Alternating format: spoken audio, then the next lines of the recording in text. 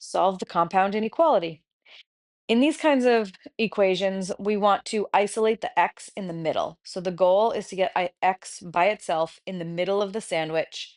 So I'm going to do that by trying to isolate x, subtracting 4, and dividing by 5.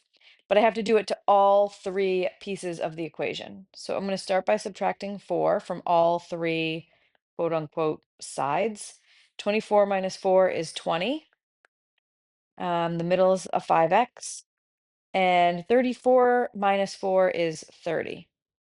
And then I'm going to divide all three pieces of the equation by 5 to get the x alone. And I get 4 is less than or equal to x is less than or equal to 6. Oops. The first one is a less than or equal to, but the second one is strictly less than. So I got to erase that and that.